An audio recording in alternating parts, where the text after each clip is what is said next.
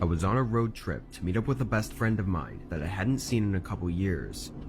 He had just bought a home in Montana, so it was a great excuse to hang out for a while and catch up on life. The drive was 10 hours from where I lived, and due to work schedules, I ended up leaving home at 8 p.m. to drive overnight and arrive sometime around 6 a.m.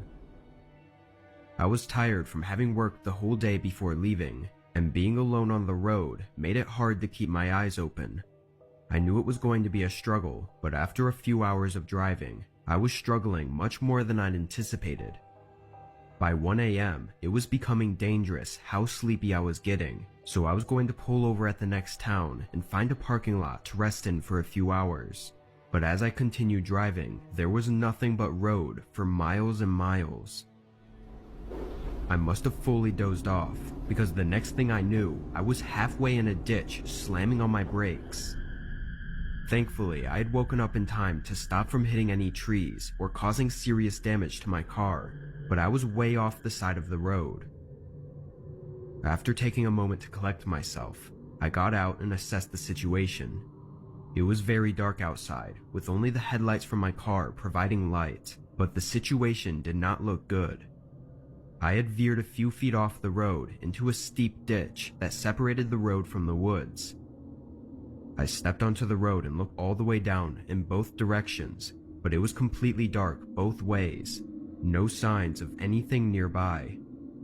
Still trying to keep myself calm, I went back to my car and tried to reverse out of the ditch, but it wouldn't even budge.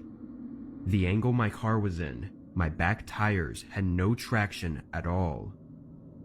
I pulled out my phone, and by some miracle, I had 1 bar of service. I called 911, and though the connection was choppy, I got the message across. They said they could have an officer with a winch down to help me in about 2 hours. I waited in my car for a while, looking between the road and the empty woods around me, getting kind of creeped out the more I thought of how remote I was. After 30 minutes, I laid back in my seat and tried to catch some sleep. Unfortunately, the whole situation had me too shaken to fall asleep though. I sat up and looked around again, not seeing any lights on the road. But just before I looked away, I barely made out a shape on the other side of the road. Just 20 or 30 feet from my car, a truck was parked with all of its lights off. I never heard or saw them pull up, but I knew they weren't there before. It was too dark to see any details.